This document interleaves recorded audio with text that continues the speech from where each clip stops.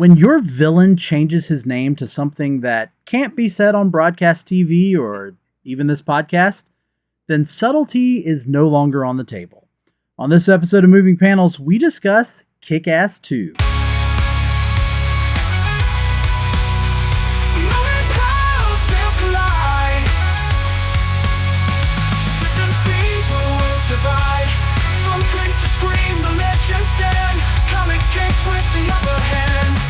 Welcome to Moving Panels, the podcast where we discuss movies and TV shows based on, inspired by, and adapted from the world of comic books. I'm your host, Laramy Wells, and we are here at the end of our summer series, our last episode, where we have highlighted Mark Millar's work and adaptations, and we are closing things out with Kick-Ass 2. And joining me today in the co-host chair is someone who is the kind of guy who totally joined Justice Forever, but only if they had a taco night. Please welcome Justin Baker. Absolutely. Thank you for having me. And let me just say, I'm sorry I'm not Will Smith. I can't be that friend that's Will Smith. Yeah. It's like finding out your friend is Will Smith. It's such a dumb line, though. Yeah, no, I thought it was fitting to bring you back since we just talked about the original a couple of weeks ago. So that way we get a good comparison here. And I just learned something, so let's get into this. So, yeah. Kick-Ass 2 was released August 16th of 2013. It was 3 years, roughly, after the first movie. I did not see it in theaters. I saw it later when it came out to rent. But I just found out when you first saw it. When did you first see this movie? I saw this movie for the very first time yesterday.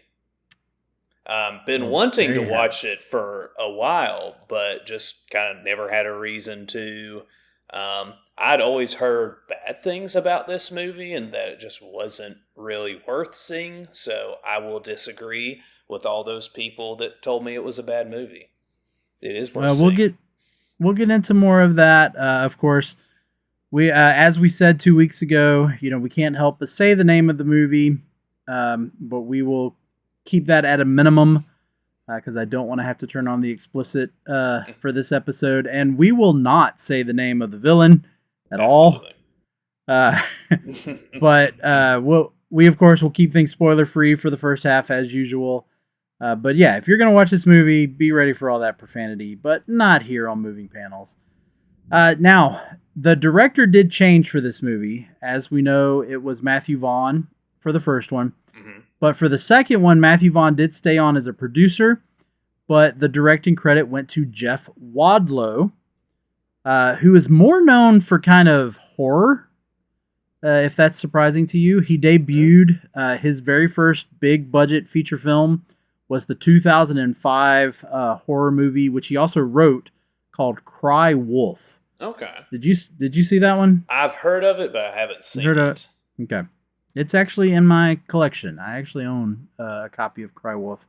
But then later he would go on to do like some Blumhouse stuff. Like he did 2018's Truth or Dare. Oh, nice. He did the 2020 Fantasy Island, based off the TV show, but it was made as more like a horror movie. And he did just last year, he did that Imaginary, the one with the teddy bear. Okay. Yeah. Yeah, I could tell there's a different tone to this one compared to the first one. Yes. And it kind of had is different. Like a horror theme of, what are they scared of? I could see that, yeah. Kind of like, Hit Girl, what is she scared of? It to be superhero, not to be superhero. Kick-Ass wanting to be more than just a superhero. Should he join a family? Should he, a group of superheroes, or be out on his own? I kind of felt those, when you said horror, I was like, scary. I was like, oh yeah, there's a lot of things they were scared of. Kind of psychological horror, I guess, in this one. Yeah, no, it definitely, well, I mean, the comic kind of does too, which we'll get into in a minute. Kind of takes some of that tone. But yeah, it just stylistically and all, the look of the movie is slightly different. This one, very similar to the first one, only runs a little over an hour and a half. So it's a pretty quick watch. And Yeah, the bones of Mark Millar's story are still here. Yeah, we do still have, like you said, Dave, trying to build up the superhero community. You know, there's got to be more than just him. But then you've got Mindy trying to live a quote unquote normal life. And then, of course, we got Chris going full psychopath. Yeah. But it is a little bit different, so let's go ahead and get into it with the comic book connection. This is the comic book connection theme. Kick-Ass 2, the movie, is mostly adapted from 2 Mark Millar series, the Kick-Ass 2 arc and the Hit Girl solo series. And if you think the movie is dark, the comics would then be pitch black for you. Mark Millar doesn't pull any punches, as we've talked about all summer. He breaks bones with them. There is more character death. There is more irreversible consequences. And Chris's villainous acts are truly horrifying in the comic book, which the film very noticeably pulls back on. Also, Mindy in the comic is not a girl really trying to find a place in high school. She just wants to act normal, and she kind of abandons that very quickly. The film does kind of soften Mindy's a little bit, making her a little bit more sympathetic, which, depending on your taste, either works or doesn't. So, did you look into anything about the comic in this case? I did little research, like some YouTube videos on just kind of like a synopsis of it.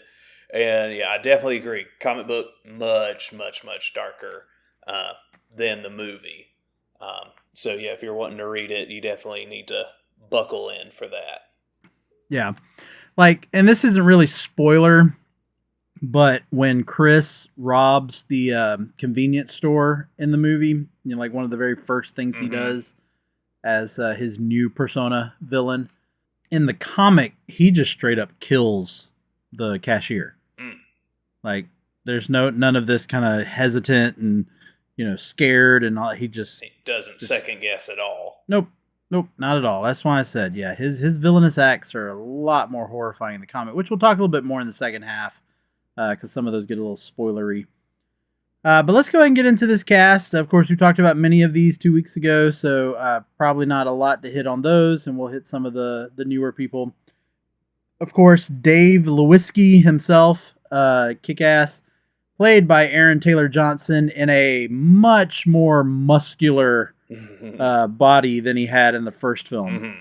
He definitely bulked up, which I found kind of funny when Hit Girl is training him and he can't do a push-up, but you see the giant bicep come out of his sleeve as he's trying to do it, but he can't do not a push-up, a pull-up. Yeah, where she's helping him. Yeah, but even just the first one, when he just tries to do it by himself, and yeah, that giant bicep pops out of his sleeve. I was like, maybe they shouldn't. Maybe they should have had him in long sleeves or something to make that a little bit more believable. But, and then of course, Mindy McCready, aka Hit Girl, played once again by Chloe Grace Moretz, who, once again, I say just steals the show. She is 15, which they say in the movie. So that means she has aged in real time, which makes sense because she is taller. You know, she has grown.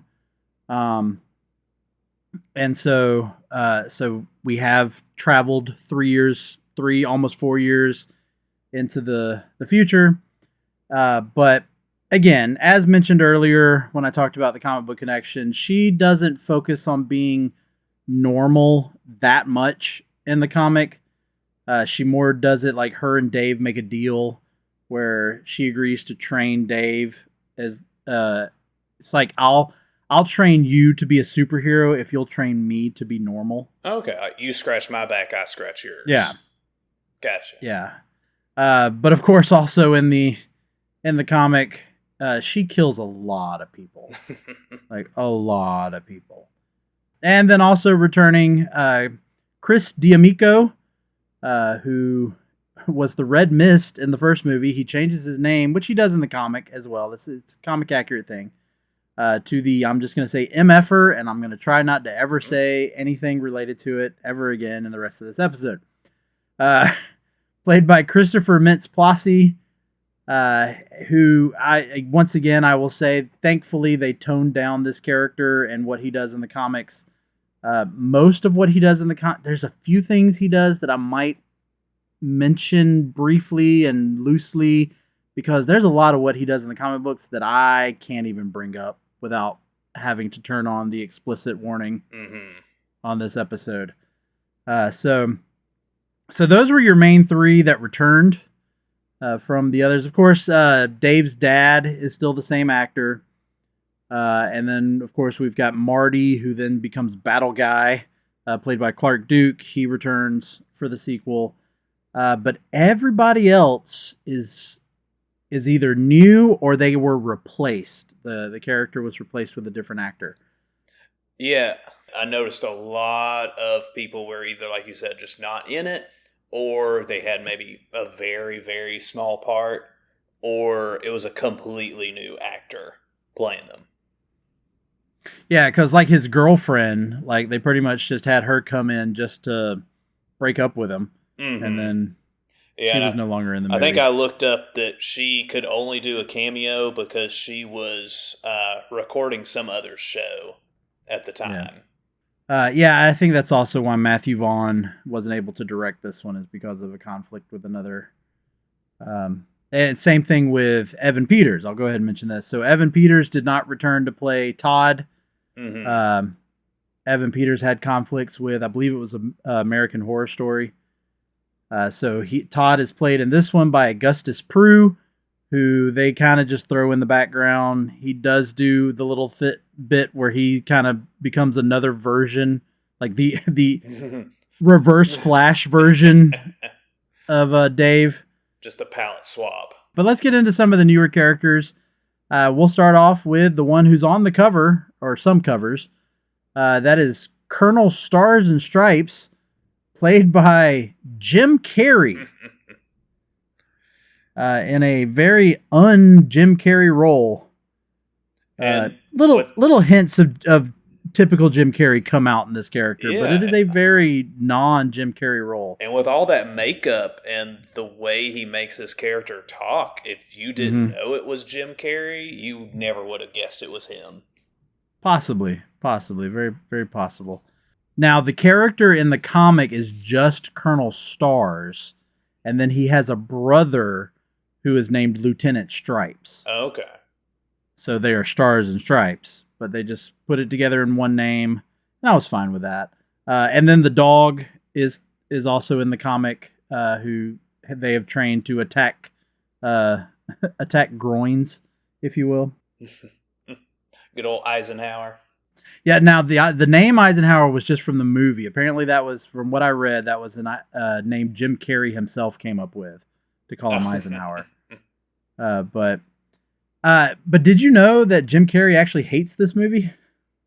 Yeah, it was something with the gun violence, wasn't it? Yeah, he thought it was just, he didn't realize, he was a fan of the first movie apparently, but when this movie came out, he thought it was just in bad taste for the time, and so he refused to do any publicity for it to promote it.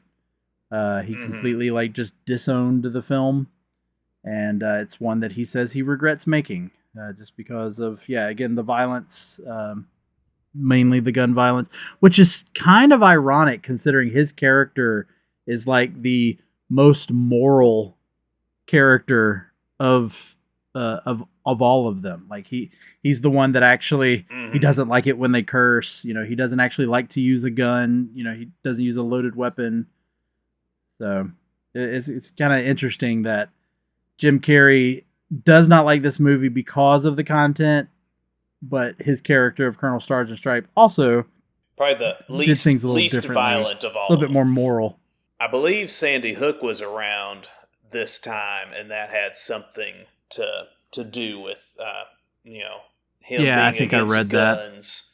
And kind of bad timing for the movie, a very violent movie to come out during a terrible incident like that. Yeah. I don't know. It's the thing is though, is that if I don't know. I don't want to. I don't like to get political on this show and whatnot. Yeah, gun violence is a horrible thing. I'm not going to talk about how I think it needs to be fixed. I'm not going to even say that I have a say as to how it should be fixed. But yeah, I Jim Carrey, he's got his beliefs.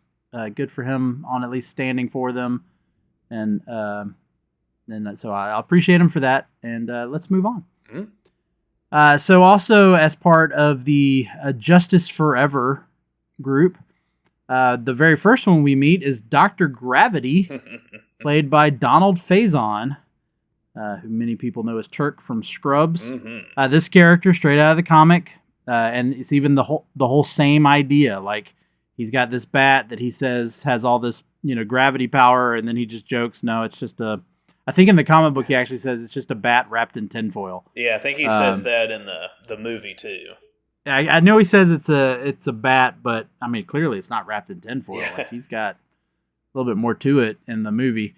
But even the same thing, like, his profile says that he's like this physics professor, but he's not. But yeah, that whole interaction between him and Dave at the beginning is almost line for line straight out of the comic book. So I really appreciated that. Yeah, I really enjoyed his character, and when you first meet him, you kind of don't know, he's lying to you. Is he a guy you can trust, or is he just going to flake? Especially when he's like, oh, I have to go to the bathroom. And then the muggers come up and, start beating up Kick-Ass. And, I'm like, is he coming back? Is he going to help? Is he not? Yeah, and then, of course, he does. They give him that. I will say this one does a little bit more to give, like, to give more of the heroic feel of, these. They get to have these heroic moments. Next on my list is actually a bad guy, ish, but Javier, played by John Leguizamo. I read that John Leguizamo actually wanted to do this because he wanted to play a quote unquote normal person in a like crazy movie. So after playing not so normal of a character in another comic book movie, Spawn, back in the 90s, this was definitely a different take. And then back to the Justice Forever group. We've got a character. I did not write down her real name. I think it's like maybe very quickly said towards the end. We get to know her as Night Witch with a B. I'm not going to say it. Played by Lindy Booth, who I am a fan of from the Librarians series. Yeah. But she was also, director Jeff Wadlow had worked with her. She's in that movie Cry Wolf, his first directorial movie. So they already had a connection. But she appears in this movie as well. Then another replacement that I want to talk about is Marcus Williams, who is Mindy's guardian, which is different from the comic. In the comic, he is actually Mindy's stepfather. Okay. He marries Mindy. Mindy's mother is still alive in the comic book. Oh, yes. Yeah, I remember you saying that last time. Yeah, and Marcus actually marries her, and so Mindy lives. And I will say that is a little bit better played out in the comic, because the way that he is always able to convince Mindy not to be Hit Girl is to say, imagine what this would do to your mother. Mm-hmm. Because her mother apparently never finds out anything.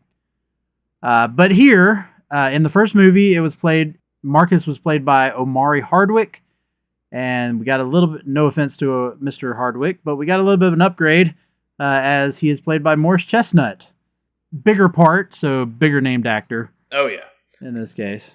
Yeah, a lot more screen time in this one, and going back to Lindy Booth, I was going to say, she's definitely one of those actresses you're kind of like, I've seen her before in a lot of movies. Like, as soon as I saw her, I think one of the scenes that she's not in costume, I was like, I've seen her in so many movies, but I can't remember which ones.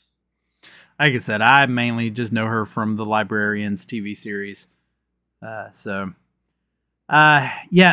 is all of the cast I really felt like was worth talking about. I do want to mention, though, some cameos. So we get a really crazy, that I forgot he was in this movie, a cameo from Benedict Wong. Oh, yeah. Who plays Mr. Kim, I guess like a crime lord that the Justice Forever group decides to attack while he's in the middle of a card game.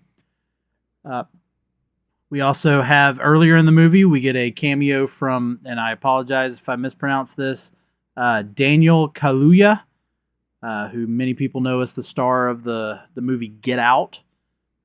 He plays a MMA fighter that Chris goes up against, and then Chris hires to be one of his gang as the Black Death. But we get him, and I can't go without mentioning that Chuck Liddell has a cameo as himself in that same scene. But let me throw this one at you. So this is going to be kind of spoilery, but at the end of the movie, when we get all of those superheroes, are you aware that 2 of those superheroes are Mark Millar and John Romita Jr., the 2 guys who created the comic book? I did not notice that. I did notice the Mark Millar posters in the bedroom. Yeah. But I did not notice. I'll have to rewatch. If you look it up online, you can see what costumes they're wearing. And then when that scene happens, if you want to pause and try to find them in the crowd. But the creators themselves, Mark Millar and John Romita Jr., are in the group of ordinary people who decide to be part of the superhero gang at the final battle of the movie. So, all right, let's get into this in terms of watch it or read it, so we can start talking about this in more depth. Based off of your knowledge, Justin, should someone who hasn't seen this watch it, or should they read the comic book instead? I'm going to go kind of with what I said last time. Just because the comic book has so much more violence and such a darker magnitude to it, I'll say start with the movie, and if you feel like you can handle more, then go to the comic and read it second. Dip your toe in the water first before just jumping into the deep end. Oh yeah, it's definitely jumping into a deep end with the comic book. But yeah, so in the last episode, I kind of just recommended both. So I decided, you know what? I had a feeling you were going to go watch it. So I decided to give an argument for read it. Okay. It is, the comic is a far more complex, more honest about consequences when it comes to being a vigilante than the film. I mean, the film tries to balance the action and the dark humor, but it does it in a way that's almost taking away from some of that depth. And I do kind of like how the comic commits to the moral grayness of the world. Yes, you see Dave lose his grip on what it means to be a hero. You see Mindy unravel as a child, because she is still a child in the comic. She's still the comic doesn't change her age. Okay. And of course, like I said, Chris becomes much more terrifying with the fact that now he is completely unchecked. He's got control of everything. The comic, as we've talked about all summer, the comic gives you more of Mark Millar's satire. It's ugly, it's uncomfortable, but at the same time, it's bold. The stakes are higher. The character arcs are more earned in the comic than I think they were portrayed in the movie.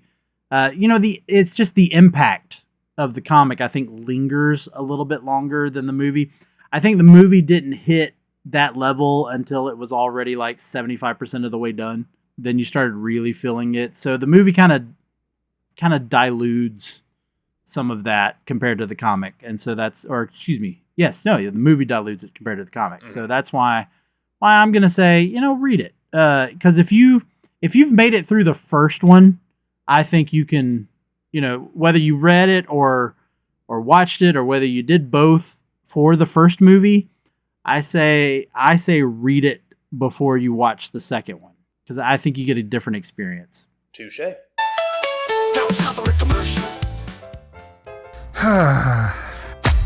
What seems to be the problem, pal? There's just so much pain in the world, so many issues. I don't think I can bear it. Hell, friendo, it sounds like you could use a dose of pop culture roulette.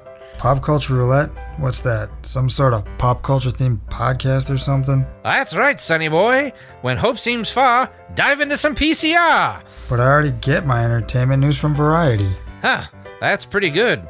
If you're a chucklehead, PCR gives you news you need, condensed, unfiltered, and raw, from three nerds who know a little something about something.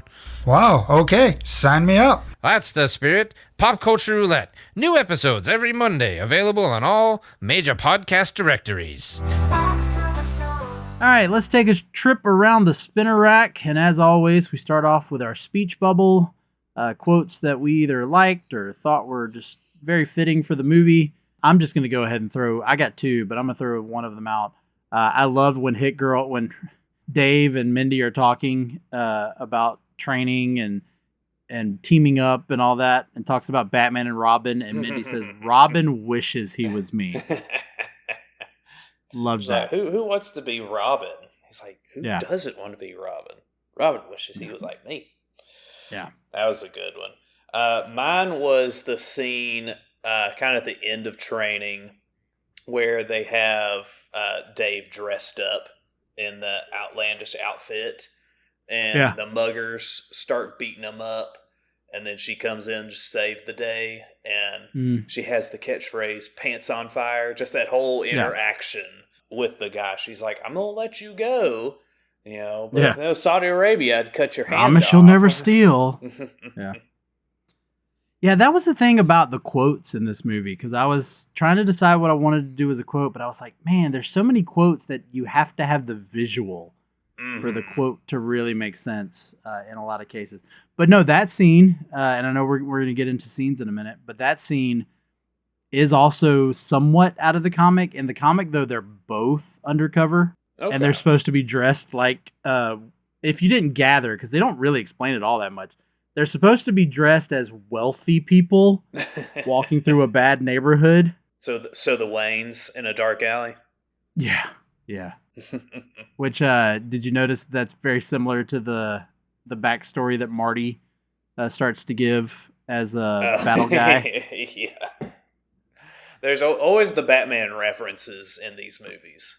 Which they do a little bit. I think they go a little bit further into that in the comic. Like he talks about the guy killing his parents in a dark alley, but then he goes like further, like he explains like what happened and what the guy made him do, and like of course the comic gets a lot more graphic before Dave all of a sudden goes, Marty, is that you? My other quote, which was a quote that I decided to go with because I thought it was fitting for kind of the theme of the movie itself. And once again, it is Hit Girl, Mindy saying it. You don't have to be a bad A to be a superhero, Dave. You just have to be brave. Mm-hmm. And I thought that was another good one. Yeah. Any other quotes or? No, I kind of said one of my other ones at the beginning about, it's like finding out your best friend's Will Smith. Yeah. All right, well then let's move into our moving panels, our favorite scenes, or a scene that we just thought really popped off the screen as a good action piece or just a good character piece. So what you got for your moving panel? Oh, I mean, really just almost any fight scene. All fight scenes were so well choreographed. There really wasn't just one standout one, though. But I will say maybe just visually, when they walk into the lair, the bad guys, they have the lair in the warehouse. It's just all the metal and lights. You got the shark in the tank in the background. Like that just seemed, it kind of gave me Legion of Doom vibes of like, oh, this is where it's going to go down. Yeah. And and we'll talk about that in a minute. once again, straight out of the comic, he gets the ridiculous layer, and he has the tank that he has the shark in, and they do the same thing where, I don't think you got the right water in there, boss. And he fusses at the guy. He's like, this shark cost me a lot of money. So they do have that. I will say, just to go ahead and jump a little bit further into my notes, it's pretty much implied in the comic book that the shark is dead. Oh, okay. They do have a character. In fact, I believe it's the same character that kills Dave's dad. Dave goes ballistic off this dude, and kills him, and then pushes him into the tank. They're on top of the tank. He pushes him into, again, not Chris. This is one of the henchmen. Part of me wants to say that it's Javier in the comic. I didn't think to look back to see if it was, but because they don't have the moment like they do in the comic or in the movie. They don't have that moment in the comic where Javier is betrayed by Chris's uncle's people. Oh, was it Ralph or something? The uncle that's still in prison. Yeah, they do still have him, but man, some of the comic is starting to leave my brain. But I'm pretty sure that Chris actually has him killed. Oh, because like I said, in the comic, Chris is a lot more evil, and they even try to do like the Bruce Wayne thing, like where Chris goes off and he's instead of being trained just by like Chuck Liddell, he's actually trained by like monks, like in Asia somewhere. But he's not getting any better. Like it's actually a joke in the comic, and they just keep giving him stuff to do because they're just taking his money. That reminds me of another quote where he says, "You're the Alfred to my evil Bruce Wayne." Yeah. Yeah. Did you just call me the butler? So that's not a compliment? No, I agree though. I think the final battle is probably the best scene. It's got some of the best visuals. Of course, the stunt and the fight choreography is really good, especially the fight between Hit Girl and Mother Russia. Mm-hmm. It's very well done and completely different from the comic, which we'll get into in just a second. But I wanted to go ahead and talk about our weird science. Now, just like I kind of did with the last movie, I kind of had to be a little lenient on the weird science, but again, when you mess with physics in a movie that's supposed to be real world based, I started to have a problem. Of course, in the first movie, I talked about the bazooka and how the rocket would have torn straight through him and not actually picked him up and carried him out into the air. And I think I even talked about Dave's rocket pack and how then when Hit Girl jumps on it, like that shouldn't have been able to support both their weight. So I had another physics thing, and it is right at the very beginning of the movie when Mindy shoots Dave. If that shot is strong enough to launch Dave backwards, then I am sorry. That gun, that kickback would have knocked Mindy back as well. Oh, yeah. Yeah, I didn't understand how the first gun and the much bigger second gun, they knocked him back the same amount. Like, I was expecting him to go flying off the screen with the second gun, because she basically pulls out, like a Magnum on him? Yeah.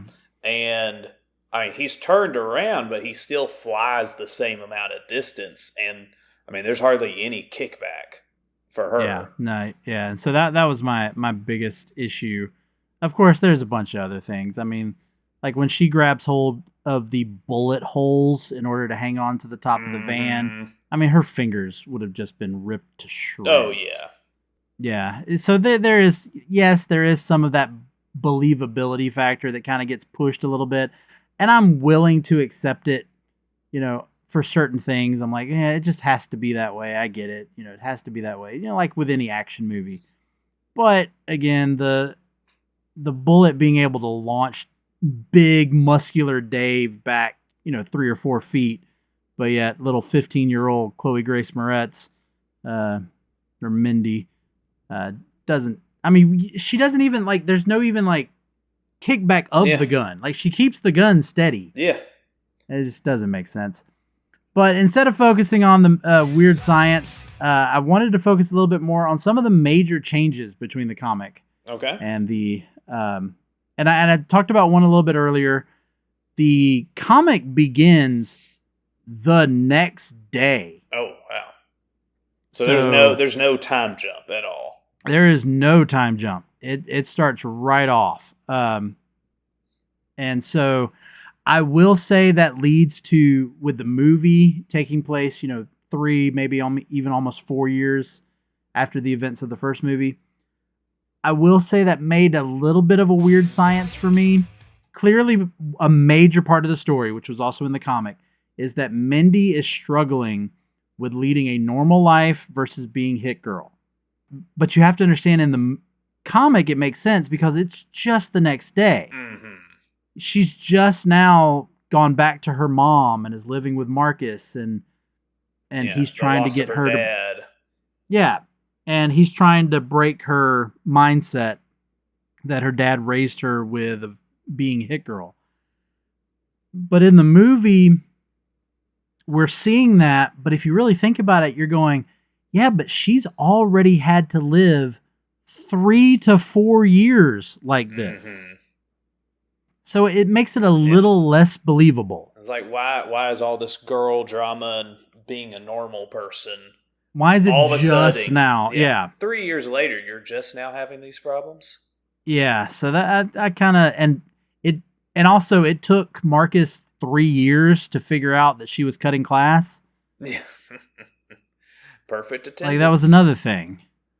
And has she not been training Dave that entire time? Because if she's been training him for 3 years, I would think he'd be a little bit better and not as, it just, if you really think about the fact that 3 to 4 years have passed, some of that just does not work. Yeah. I felt like he too was a worse fighter than he was in the first movie. No, I disagree with that. I think he does show that he's developed some skill. I think he is showing that he has taken some of that training from Mindy. Actually, I take it back, and I wanted to ask your opinion on this. The nerve ending stuff, did it feel like he felt more pain in this movie than he did in the first one? Yeah. Yeah, I know they mentioned it, like he talked about, even with my, nerve endings and metal plate, like this really hurt. But it did feel maybe a little bit like they kind of ignored that part of the character for this one. I don't know. Another major change, and again, it goes to the violence that Chris, because again, I'm not going to say his supervillain name, that Chris forgoes in the comic. In the comic, he remembers that Kick-Ass is Dave. Okay. Like he remembers it. He doesn't have to be told it by Todd. In fact, that's even something that's completely different. Todd does not betray Dave in the comic book like he did in the movie. Of course, again, in the movie, that made for that little superhero moment where Todd saved Marty. But yeah, Dave just remembered it. And then Dave remembered Katie. Or not Dave, excuse me. Chris remembered Katie, or finds out about Katie. Which, if you listened to our episode 2 weeks ago, Katie and Dave do not end up boyfriend and girlfriend in the comic books. When she finds out Dave's been lying to her the entire time, she wants nothing to do with him. But Chris believes that they are an item, and so he and some of his gang goes to Katie's house, kills her father, and then pretty much very similar to what they do to Lindy Booth's character, Night B, they pretty much beat her almost to death. Luckily, they do not kill her in the comic book. But they do have that moment. So, I mean, again, teenage girl. But that does not stop. There are I mean, there's a lot of people that Chris either kills or he has killed. There is the moment with the cops, with Mother Russia taking out a whole bunch of cops. Mm-hmm. It's a little bit more. I will say that's a little bit more in the movie than it is in the comic. I gotta admit, I kind of enjoyed as unbelievable as it was the lawnmower. Very, very kind of reminiscent of like an Evil Dead type movie for me. So I kind of enjoyed that, or Shaun of the Dead. Mm-hmm. But the attack on Nightbee as well, when they went to her house and they attack her. And again, I'm going to tread a line as I'm talking about this moment, because even in the movie, it's not great. Because there is something that Chris heavily implies that he's about to do to her. Mm-hmm. And then they turned it into a comedic bit. In the comic books, he does it. Oh, I bet. And so that is much more violent, much more graphic in the comic. In fact, in the comic, kind of like they begin to talk about in the movie, in the comic, she does just give up. Like, she chooses, I'm not going to do this anymore. So she does not show up at the end for the big battle in the comic like she does in the movie. And I kind of wish she didn't show up for it in the movie, to be honest. It was very weird. She just randomly, I mean, she had that little moment with Dave, but she even said in that moment, she's like, I'm done. Yeah, and she pulls her hand away from him, and and I think that was a great moment, and I didn't mind that in the movie. But then when she's alongside them in the final battle, I felt like kind of took away from that moment. So I kind of wish they had just left her to be. I mean, you could have seen something at the end where she was seeing about the aftermath of it on the news and smiling or something. And I don't know, maybe had her still with the group when they're on the rooftop at the end. Maybe then she joined them. I don't know, but I don't know. Go see her out of the hospital. Yeah, something like that. And then, of course, the final battle itself, I think I've already talked about, is different in a lot of ways. One, it doesn't take place inside the lair. In fact, when Dave and Mindy attack the lair, Chris is I can't remember, he's either not there or he escapes immediately. And so they just take out a bunch of the henchmen. The actual, like, full battle takes place in the streets. Like, Chris and his gang have started the riots. Okay. In the comic, they have actually started the riots. But it's still that same thing where Dave and Mindy show up and Chris is like, it's two of you against this entire army. And then you have where they say, yeah, we're not alone. I do think it's a little... I wish they kind of had this moment in the movie. Because, yeah, it was cool. We're not alone. And then the doors open and all these superheroes come in. In the comic book, you all of a sudden realize that just all of the bystanders that have been on the street during this riot, that they are all the superheroes. Oh, okay. Like, you've got people, like, removing hoodies and they've got a mask on. Or you got just a guy starts to put a mask on, or... You know, so and then, like, hey, so that's not a normal person. That's actually a superhero. Yeah. And so I kind of like that. Of course, there is a funny moment, which, oh man, when they do an overhead shot. And if you watch, Mindy, Hit Girl, crosses her blades in that shot, but then they never show that again. And part of me wonders if they didn't have where she had this like just cool pose. Like she's got her blades in an X and she maybe says something.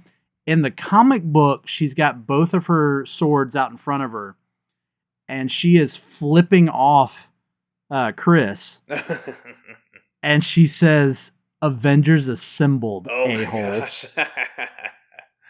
Oh, wow. Which I know they couldn't have done that in the movie. They probably couldn't have been able to say Avengers Assemble. I don't know. I don't know what the rights are to say Avengers Assemble. Pay some extra money for that one. It's in the comic book, though. But yeah, in the comic book, she says, Avengers Assemble, a-hole. That's one of my favorite moments of the comic. But even the battle with Mother Russia and Hit Girl doesn't go down. Honestly, Mother Russia goes to face Hit Girl, and Hit Girl just pulls out like an automatic gun and just shoots her to death. Oh, wow. It's kind of like the Indiana Jones Raiders of the Lost Ark moment. Yeah, there is no fight between them. sick Mindy Harrison just pulls Ford, out a just gun, nope. shoots her directly in the chest, and Mother Russia's done. So there's no big battle between the two of them. I didn't mind it in the movie. You know, it made for a good moment in the movie. And then the same for Chris's quote unquote death. Of course, in the movie, they have him fall, which I like the moment, but they have him fall into the shark tank, and then you end up finding out the shark was just waiting for some food. And then in the comic book, they're fighting fighting on a rooftop, and Dave accidentally, and I am going to say he does it accidentally pushes Chris off the roof. Oh. Although in the comic, when Dave looks over, he realizes Chris is not dead. I mean, Chris is probably he's not moving, but he does talk back. You know, he's like, you got to call, an ambulance or something.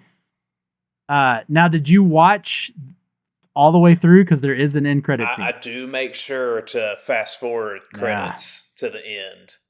So for those of you who may not know this, you go all the way to the end of the credits, you find out that even in this version that Chris did not die. He is locked away in like some sort of asylum or penitentiary of some sort. But he is getting he does have a fancy looking cell / hospital room, whatever it is. And he's all bandaged and casted up from the shark attack, trying to drink something out of a straw. But you realize that he's still alive. Which brings me to the last thing I want to discuss. Should there have been a third film? Oof. We are now 12 years, so it ain't going to happen. But should there? Because I will say there's a little bit more in the comics with Hit Girl. When it comes to these two stories that I focused on for the background, Mindy is arrested at the end. Okay. And I believe the very last panel is of Mindy climbing into the back of like a police van. And she's just saying, it's been an honor to serve you. Pretty much talking about the city. And that's how it ends. In the movie, we, of course, get Mindy leaving home and riding off into the sunset. We find out that Dave is still training and has even upgraded. You know, he's got a layer now that looks more like Big Daddy's layer. We even see his new like helmet. The metal helmet. Yeah, he's clearly upgraded his suit. We get that, and then as we just talked about in credits, we find out Chris is still alive. So, should there have been a third film? I think you can still do one. It's kind of one of those, not really catch-22, but the way the second one ended, it ended to where you didn't really need a third one. But maybe if they bring, I don't know, some kind of evil, because correct me if I'm wrong, in the second one, the cops kind of put an end when they're trying to hunt down the super villains. They say, we're hunting superheroes too. Anybody they do and they in a don't. Costume. Yeah, they crack down and they start arresting anyone who's wearing a costume or that they have proof that has worn a costume. Although they do, through Dave's dad, they do explain how none of them have actually committed any crimes. With the exception, obviously, of probably Mindy and Dave. Because I think Donald Faison said when they're on the rooftop doing the Justice Forever for the last time, he's like, we're on parole. Well, he says that at the funeral, at Dave's dad's funeral. Okay. He said, because that's where he says, we'd love to help, but we're out on parole. Although I had a problem with him saying that, because if what Dave's dad said is true and what they're claiming is that they haven't really committed any crimes, then that means they wouldn't have been charged with anything, which means they wouldn't have had to have been released on parole.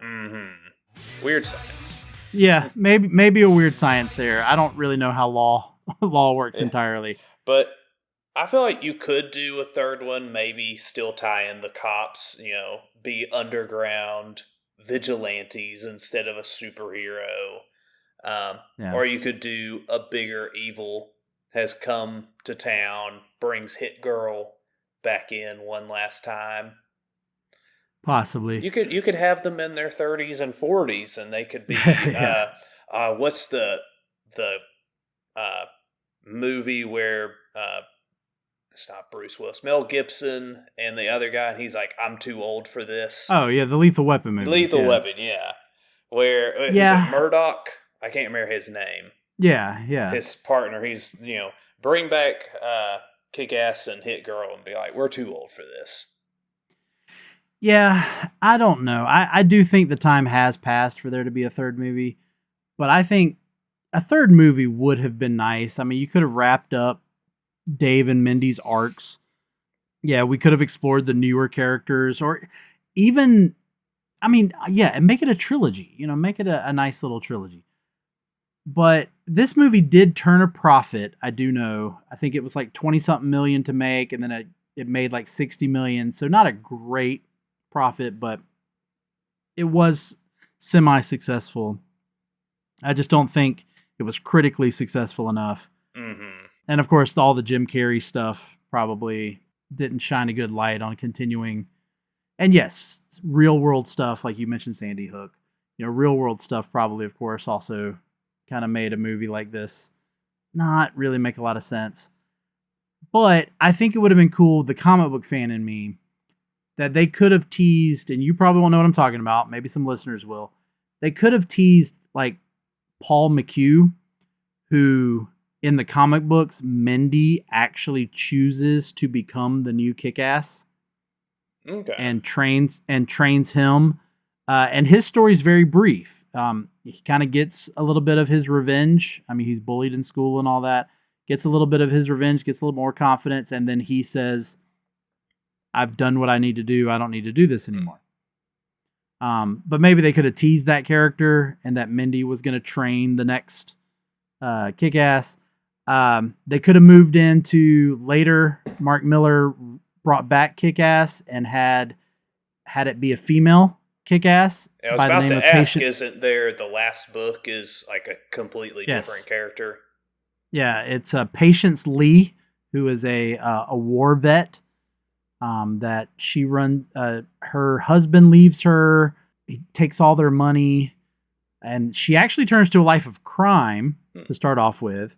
Then it becomes that she ends up going up against, kind of the big drug lord, crime boss of the city. Mm-hmm. And spoiler alert, that one ends with actually her becoming the crime boss of the city. But I think it would have been interesting just to introduce the character. You didn't necessarily have to do her story, but introduce the character. Just that fun little kind of Easter egg, whether you did it with Paul or with Patience. I think that could have been fun. But, you never know. We've talked about throughout this summer that Netflix has control of Miller World, and maybe they will decide. I mean, again, it's been 12 years since this movie.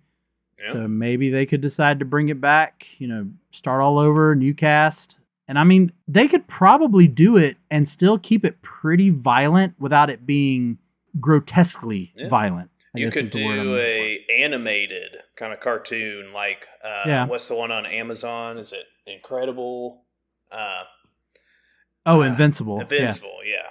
Well, yeah, and again, Netflix has already done a couple. They did Super Crooks which is part of the Miller World. They've done that already on Netflix. So yeah, that's a possibility too, is make it animated. But yeah, I think I kind of wish there was a third film, to be honest. Again, it's not.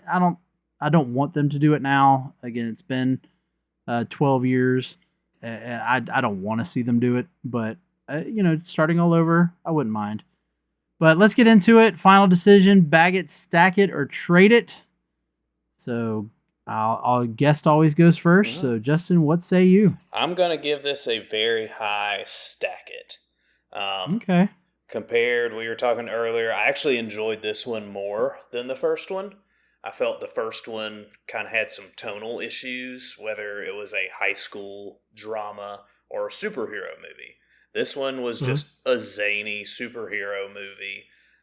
It kind of left the high school drama. It left that for Hit Girl's storyline. It wasn't kind of all over the place.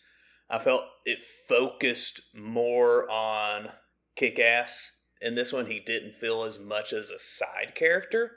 Like I still feel like Hit Girl and Mindy really carried the movie, but he didn't seem like second fiddle to her and Big Daddy in the first one. But just like this one just had a lot more emotion behind it. As we kind of talked about the fears of, Kick-Ass needing a partner, needing a superhero family. Mindy and Hit Girl trying to figure out her fears of high school and, what am I going to do after the death of my dad? I just felt there's more at stake with this one. Yeah, it's kind of funny you said all of that because I'm giving it a stack it for almost a flipped reason. Like I actually thought this one was just a little bit more of just a show fest. Whereas I think the stories were a little better in the first movie because I just don't think it quite reached the tightness as well as the surprise factors that were in the first film. There's still value to this one. I mean, it does explore the consequences. I mean, we get the ultimate consequence of Dave's decision with the death of his father, which we had the death of Big Daddy in the first one. So it kind of joins Dave and Mindy a little bit on that level. But at the same time, we get, I do like in this movie how they explore even that legacy, that whole thing Mindy talks about with Marcus about this is who I am. And she sees it as a gift her father gave her. That she is, of all of these people who are trying to be superheroes, she really is the superhero. Yeah. And so, and yes, Chloe Grace Moretz, she owns every second of every scene that she's in. But yes, this may not be everyone's cup of tea. It definitely doesn't play it safe. But I think it's worth something, as we've talked about all summer long with the way Mark Millar's work is. So if you can put up with the language and the graphic nature of this type of movie, I do think it speaks and has a pretty good story to tell. So I kept it at a stack it. All right, so now we get into our recommendations, a movie, TV show, or comic book that we think either goes well or something that we think you should see instead. Justin, what you got as a recommendation? Well, I actually have 4 for you today. Oh, good grief. Okay. So, I usually only ask y'all for one. Oh, well, I'm giving the listeners and you more opportunities. It's like a buffet, a recommendation buffet. So, of course, anything Mark Millar. Go watch anything Mark Millar. Go read anything Mark Millar. The guy can't do anything wrong. But to me, okay, he can do some things wrong. But to me, the buddy cop of Kick-Ass and Hit Girl kind of reminded me some other violent movies that have a good group core, like a core group of people. So I got 3 movies. First is 21 or 22 Jump Street. So, some guys getting along, didn't originally get along, having to train, having to get to the villain. My second one's Zombieland. All right. Fighting against evil, people got to come together, a lot of violence. And then my last one, a classic, Scott Pilgrim. Just a lot of video game violence in that sense, but, a lot of group dynamics, a lot of choices to be made. Yeah. I only stuck with one recommendation. So 2 weeks ago for the first movie, I recommended the movie Super, which is another movie about a regular guy who decides to become a quote-unquote superhero, vigilante, and deals with the consequences of making that decision. And so I dug even deeper and found another one that I had forgotten about. I've actually seen this movie, but I had forgotten about it. So I'm curious if you are familiar. It's called Defender, or Defendor, because it's O-R, not E-R. Defendor. I feel like I have. It's a 2009, probably lesser known indie film that stars Woody Harrelson. So it's funny you mentioned Zombieland. That he is a man who is he's mentally challenged, and he decides to become a vigilante that he dubs Defendor. So just like with these movies, it explores what happens when someone without powers or resources tries to fight crime and what the cost is, both emotionally and physically.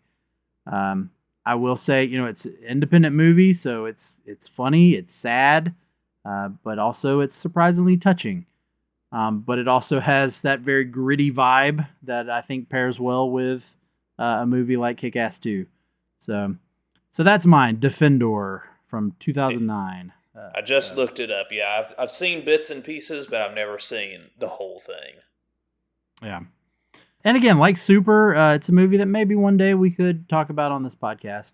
Because, again, I would say it's inspired by. So we'll go ahead and wrap things up.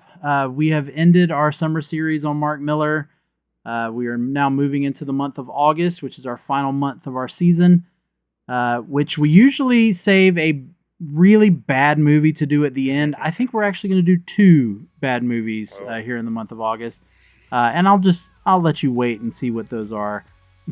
But some people might disagree with me on one of them, but we'll find out. But thank you, Justin, for joining me to talk about both the first Kick-Ass a couple of weeks ago and now for Kick-Ass 2. Absolutely. Thank you for having me.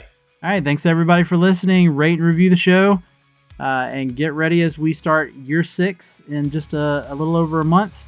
And I'm excited to see what we got in store. But for today, for Moving Panels, I'm Laramy Wells, and I'll see you on the other side of the page.